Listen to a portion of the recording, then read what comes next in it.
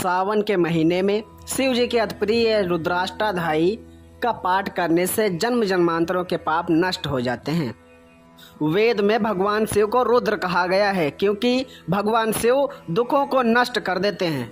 इस समय भगवान शिव के मन भावन श्रावण मास में सभी शिव मंदिरों में रुद्राभिषेक या रुद्री पाठ की बहार देखने को मिलती है। शिव भक्त सावन मास में शिवलिंग पर रुद्राध्यायी के मंत्रों से दूध या जल का अभिषेक करते हैं, लेकिन कहा जाता है कि रुद्राष्टाध्यायी का पाठ करते हुए शिव अभिषेक किया जाए तो व्यक्ति के जन्म जन्मांतरों के पापों का नाश हो जाता है।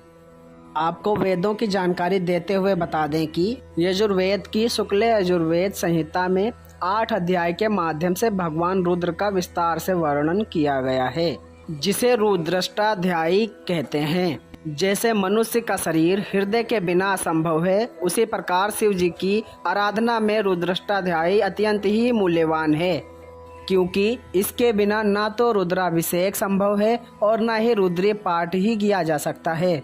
रुद्राभिषेक रुद्राष्टाध्यायी के मंत्र पाठ के साथ जल, दूध, पंचामृत, आम रस, गन्ने का रस, नारियल के जल व गंगा जल आदि से शिवलिंग का रुद्राष्टाध्यायी के मंत्रों से अभिषेक करने से मनुष्य की समस्त कामनाओं की पूर्ति हो जाती है और मृत्यु के बाद वह परम गति को प्राप्त करता है। कहा जाता है कि उत्तम मास में भगवान का नाम ही सबसे उत्तम है। इसी क्रम में मलमास सावन में चल रहे कोटरा गांव में 7 दिवसीय भागवत कथा में पंडित सुधीर मिश्रा ने भक्तों का मन मोह लिया। जानकारी है कि 7 दिवसीय कथा में भगवान की लीलाओं का वर्णन सुन भक्त मंत्र मुग्ध हो गए। पंडित सुधीर मिश्रा के मोहित कर देने वाले शब्दों से कोटरा गांव के भक्त इतना मगन हुए कि सवेरा कब हुआ भक्त समझ ही न सके। श्री स्वरूपेश्वर शिव मंदिर कोटरा में भागवत कथा ग्रामवासियों के सहयोग से कराई गई और क्षेत्र में झांकी भी निकाली गई। इसके साथ ग्रामवासियों ने कन्या भोज और विशाल भंडारे का आयोजन भी किया।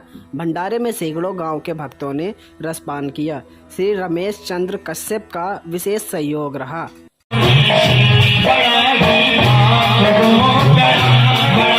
बड़ा